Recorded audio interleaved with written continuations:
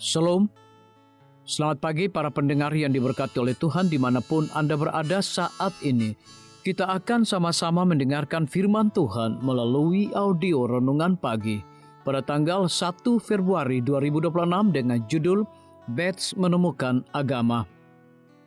Sebelum kita melanjutkan bacaan renungan kita pada pagi hari ini, kembali saya mengajak semua para pendengar yang setia untuk berdoa bersama-sama.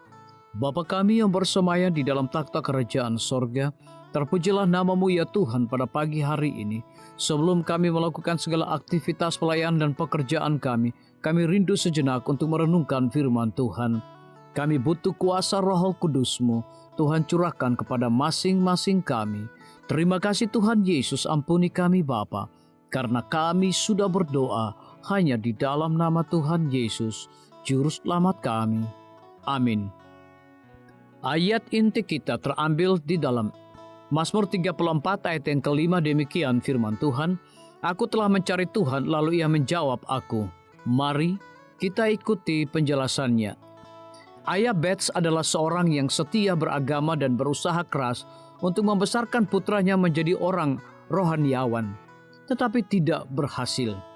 Namun pada tahun 1807, salah satu gelombang kebangkitan dari kebangkitan besar kedua sangat menggugah Joseph yang muda itu. Sayangnya, minatnya itu tidak bertahan lama setelah karir di laut mengalihkan hidupnya. Walaupun demikian, laut memiliki cara tersendiri untuk mengalihkan pandangan sang pelaut ini kepada Tuhan, terutama saat mereka berlayar di atas kapal kayu kecil. Seperti yang kemudian dikatakan Bets, tidak ada apapun di lautan yang penuh badai kecuali ketabalan papan yang memisahkan kita dari kekekalan. Saat menghadapi kehilangan lembaran papan seperti itu, lalu Bets menuliskan gejolak hatinya terhadap agama yang paling awal. Di tengah badai dahsyat selama 4 hari yang mengirimkan gelombang setinggi tiang kapal, kapten muda itu dengan putus asa melakukan 2 hal. Membuang 40 ton besi ke laut dan mengambil langkah yang belum pernah terjadi sebelumnya dengan meminta juru masaknya untuk berdoa. Sang juru masak bukan hanya satu-satunya yang berdoa. Rudy, istri Bets, juga berdoa.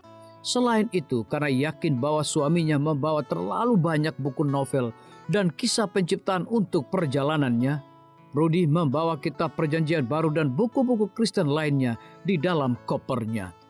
Melalui buku-buku itu, Roh Kudus melakukan pekerjaannya sebagaimana mestinya. Tak lama kemudian, Bets kehilangan minat membaca hanya untuk sekedar hiburan dan mulai melahap buku-buku seperti Rise and Progress of Religion in the Soul, karya Philip Dobryds. Kapten berusia 32 tahun itu menjadi semakin rohani, tetapi ia juga khawatir bahwa para perwira dan anak buahnya mungkin akan mengetahui dan mengolok-oloknya. Titik balik terjadi saat seorang pelaut yang juga adalah anak buahnya bernama Christopher meninggal. Sebagai kapten, Bets harus ikut mengawasi prosesi pemakaman, namun ia merasa tidak layak. Setelah melakukan yang terbaik 4 hari setelah pemakaman itu, ia menyerahkan hidupnya kepada Tuhan dan berjanji kepada Tuhan bahwa saya akan melayani Dia selama sisa hidup saya. Makna dari penguburan Christopher tidak hanya memengaruhi Bets, ia menggunakan peristiwa itu untuk menggerakkan awak kapalnya, dan pada hari Minggu berikutnya ia menyampaikan khotbah tentang kehidupan kekal. Bets mengenang pertobatannya sebagai penemuan mutiara yang sangat berharga, yang lebih berharga daripada yang dapat diangkut oleh kapal saya. Satu-satunya keinginannya, katanya, adalah agar saya dapat mengerjakan orang lain jalan hidup dan keselamatan. Dan dia akan mengajar. Misi itu mendominasi sisi hidupnya. Kita melayani Tuhan yang penuh kuasa, yang dapat mengubah kehidupan kita dan juga kehidupan putra-putri kita. Biarlah bacaan renungan kita saat ini akan menjadi berkat bagi kita semua. Kembali saya mengajak semua para pendengar yang setia untuk berdoa bersama-sama. Bapa kami yang bersemayam di dalam takhta kerajaan sorga, terima kasih Tuhan Yesus. Oleh karena firman-Mu pada pagi hari ini memberikan berkat dan kekuatan rohani bagi masing-masing kami. Pada saat ini hamba berdoa untuk pemerintah kami. Tuhan memberkati Bapak Presiden bersama dengan wakil, para menteri dan seluruh stafnya, Bapak Gubernur bersama dengan wakil, Bapak Bupati bersama dengan wakil, Bapak Wali Kota bersama dengan wakil, camat dan seluruh stafnya, kepala desa, lurah, RT, RW, dimanapun mereka berada saat ini. Kiranya Tuhan lindungi mereka, pelihara mereka, curahkan hikmat dan pengetahuan sorga kepada masing-masing mereka, agar mereka dapat menjalankan roda pemerintahan boleh sesuai dengan amanah dan titah daripada Tuhan sendiri. Pada pagi hari ini kami juga berdoa untuk para tim medis. Tuhan berkati dokter, perawat, bidan, farmasi, nutrisionis.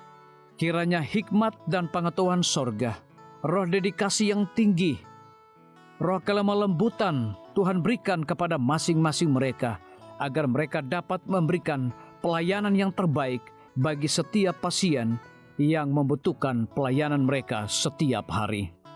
Kami juga berdoa untuk guru-guru, kepala sekolah, siswa, mahasiswa, bahkan dosen di setiap lembaga pendidikan. Kiranya hikmat dan pengetahuan sorga Tuhan berikan kepada masing-masing mereka, agar mereka dapat mendidik setiap anak-anak untuk memiliki karakter Yesus Kristus.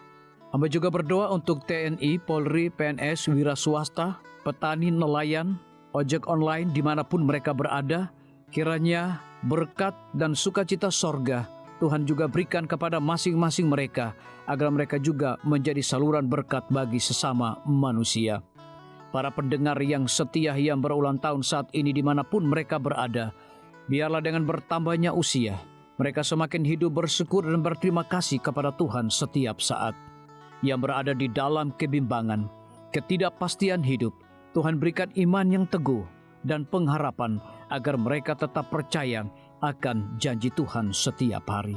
Terima kasih Tuhan Yesus, dengarlah segala doa dan permohonan kami Bapa, dan mau mengampuni segala dosa kami, karena kami sudah berdoa hanya di dalam nama Tuhan Yesus, Juru Selamat kami. Amin. Demikian firman Tuhan yang telah kita dengarkan. Semoga hari ini menjadi berkat bagi kita semua. Sampai jumpa.